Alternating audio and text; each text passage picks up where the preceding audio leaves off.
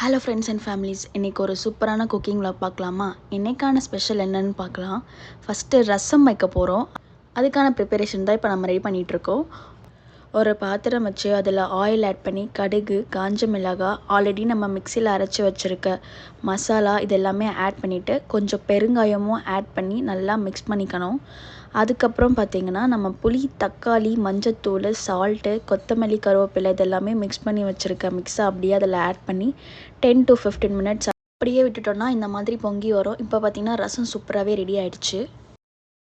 அடுத்து chicken gravy தான் நம்ம குக் பண்ண போகிறோம். அதுக்கு தேவையான வெஜிடபிள்ஸ்லாம் ஆல்ரெடி கட் பண்ணியாச்சு. இப்போ ஒரு பாத்திரம் வச்சு அதில் ஆயில், கடுகு ஆட் பண்ணி கொஞ்ச நேரம் கழித்து ஆனியன், கருவேப்பிலை இதெல்லாமே ஆட் பண்ணி லைட்டாக சால்ட் ஆட் பண்ணிவிட்டு லைட்டாக கலர் மாறினதும் இதில் வந்து நம்ம என்ன போட போகிறோம்னா இஞ்சி பூண்டு பேஸ்ட் ஆட் பண்ணிவிட்டு ஃபைனலாக தக்காளியுமே அதில் ஆட் பண்ணி கேர்டு அதுக்கப்புறம் இதெல்லாமே நல்லா மிக்ஸ் மாதிரி ரெடி பண்ணதுக்கப்புறமா மஞ்சத்தூள் லைட்டாக போட்டு அதையுமே நல்லா மிக்ஸ் பண்ணிவிட்டு இப்போ நம்ம வந்து சிக்கனை ஃப்ரெஷ்ஷாக வாஷ் பண்ணி வச்சுருக்கோம். இந்த மசாலா கூடவே சிக்கனையும் நல்லா மிக்ஸ் பண்ணிவிட்டு நம்மளுக்கு தேவையான அளவு மிளகாத்தூள், இன்னும் காரம் வேணும்னா கூட பச்சை மிளகாய் ஆட் பண்ணி கொஞ்சம் தண்ணி விட்டு நல்லா கொதிச்சதுக்கு அப்புறமா இது கூடவே சிக்கன் மசாலா ஆட் பண்ணி ஒரு 2 மினிட்ஸ் நல்லா கொதிச்சதுக்கப்புறமா பெப்பர் தூள் ஆட் பண்ணிவிட்டு நம்ம வந்து கேஸ் ஆஃப் பண்ணிட்டோன்னா சூப்பராகவே நம்மளுக்கு சிக்கன் கிரேவியும் ரெடி ஆகிடும்.